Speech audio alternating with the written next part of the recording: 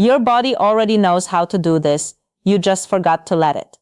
You have felt it before, not the version you were taught to expect, not the 10-second peak, not the tension and release, not the thing that ends and leaves you somehow wanting more 30 seconds later, not that, something else. Something that moved through your entire body at once. Something that felt less like a physical event and more like expansion. Like every cell suddenly remembered it was connected to every other cell. Like warmth that had no single location because it was everywhere at the same time. You probably felt it the last time you laughed so hard you couldn't breathe. Or the moment a piece of music hit you somewhere you didn't know you had. Or the first few seconds after genuinely great news before your mind caught up and started processing when your body just knew and glowed. That was energy, moving through you, without permission, without instruction, without anyone telling you what to do or how to do it. Now imagine that, but intentional, sustained, deepening for 20 minutes instead of disappearing in 20 seconds. Not a peak, a wave. Not a release of tension, but a dissolution of it. Not the feeling of letting something go, but the feeling of becoming so full there is no room left for anything that isn't this. That is an energy orgasm.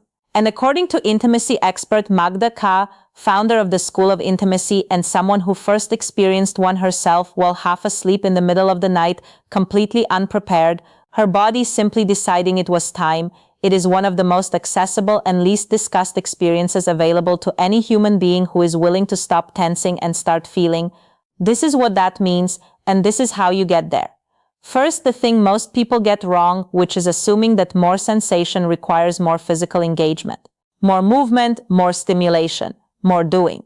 That instinct makes sense for the kind of orgasm Western culture almost exclusively discusses. The kind built on friction and tension and a very specific type of crescendo that the body knows how to chase almost automatically. That kind works through accumulation. You build, you tighten, you reach a threshold and tip over it. The whole mechanism depends on contraction. Energy orgasm works through the exact opposite principle. It depends on expansion. And expansion cannot happen in a contracted body. This is the central paradox that Magda describes, the one that takes actual practice to override. As arousal builds, every instinct you have will tell you to grip, tense, push toward it, chase it, and if you do that, if you reach out and grab for it the way you would reach for anything else you want, you will lose it. It will vanish, because you just squeezed shut the very channels through which it was trying to move. She learned this the hard way and more than once. In the early days of understanding what her body was doing during those half-awake nighttime experiences, she would feel the sensation building and immediately reach for it physically, begin touching her body, begin the familiar motions of pursuit. And every time it stopped, the energy receded, the experience ended before it began. It took several repetitions of losing it to understand what was actually being asked of her, which was nothing, literally nothing. Stay still, stay soft. Breathe. Relax deeper into the feeling rather than reaching for it. Let the arousal rise without chasing it. Trust that if you can hold the expansion rather than contracting around it, something will meet you there. That is the practice. That is also for most people trained to believe that wanting something means pursuing it aggressively, one of the more difficult things they will ever unlearn. Here is the other thing that changes when you start understanding sex as an energetic experience as well as a physical one. When Magda asks you to scratch your finger and notice where you feel it, the answer is obvious. You feel it in your finger. Sensation lives where stimulus is applied. That is the physical body operating on physical principles. Localized, bounded, contained to the area of contact. But when she asks you to remember the last time you were genuinely overwhelmingly happy, try to locate it. Try to find the precise coordinates of where joy lives in the body. You cannot. It is in your chest and your throat and your face and your fingertips and something behind your eyes all at once. It has no address because it is not a physical event. It is an energetic one. And energy does not stay where you put it. It moves, it expands, it fills available space. This is the foundation of everything she teaches. Emotions are energy. Energy engages the whole body. And when you begin to consciously work with your energy, when you learn to feel it, move it, and most importantly, relax into it rather than contracting around it, your physical experiences stop being the only thing available to you. They become the floor of a much larger building. The energy orgasm is what lives upstairs. Full body, long, deeply satisfying in a way that has nothing to do with wanting more afterward because there is no sense of depletion, no released tension, no crash. Instead, there is the feeling. And people who have experienced it describe this consistently of being whole, complete, like something that was always supposed to be in contact with itself finally made contact. Some people describe the deeper versions as spiritual, not metaphorically, as an actual experience of expanded consciousness, of momentary unity with something beyond the ordinary boundaries of self. Like a meditation that went somewhere you didn't know meditation could go. Like breathing exercises that suddenly stopped being exercises. The three things you are actually training when you pursue this are straightforward in concept, even if they require patience in practice. The first is perception. You cannot work with something you cannot feel.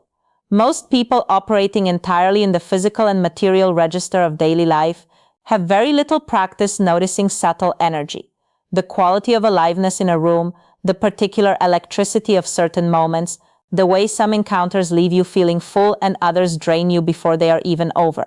Learning to feel energy means slowing down enough to notice what is already there. It means developing a kind of interior attention that most modern life actively discourages. The second is movement and expansion. Once you can feel it, you learn to influence it. Not force it, influence it. The difference is significant. Forcing energy is contracting around it. Influencing it is creating the conditions for it to move in a direction, to grow rather than compress, to expand outward from its source rather than tighten inward toward it. The third is the relaxation into growing sensation. This is the hardest and also the most important, because the natural response to increasing arousal is contraction. It is grip. It is the body's version of hurrying towards something before it disappears. And the entire practice of energy orgasm is learning slowly, with repetition, with patient return to the attempt after the attempt to do the opposite, to meet rising sensation with softness rather than urgency, to breathe outward rather than inward, to let the wave build under you rather than grabbing it and breaking it. When all three of these capacities are developed enough to work together, they begin happening automatically during physical intimacy as well. You do not have to choose between the physical and the energetic. They layer. The familiar sensations are still there, and now beneath them or above them or threaded through them is this other register of experience, the activation in the energy body, the expansion, the fullness that does not tip into a peak and end, but instead keeps building into something that feels more like a state than an event. Magda's own first experience with this happened without any of the practice. She woke up in the middle of the night, half asleep, her body already in the middle of something she had not started. She had recently watched a demonstration online. She had recently heard about the concept for the first time. And then a few weeks later, in the dark, in that liminal space between sleeping and waking, where the analytical mind is not quite running and the body is allowed to simply be whatever it is. It happened. She did nothing. That was the whole story. She woke up, recognized what was occurring, and instead of reaching for it or questioning it or trying to manage it, she stayed exactly where she was and let it complete itself. That is the permission structure for everything that comes after. You do not have to force your way into this. You do not have to perform it or chase it or accomplish it. The body already knows. The energy is already moving. The only thing being asked of you is to stop doing the thing that stops it, which is tensing around it in pursuit. Stay soft, stay still, breathe outward. Let the wave do what waves do when nothing is in their way. It will get there. You already know how to feel this. You just need to remember how to stop getting in the way of it.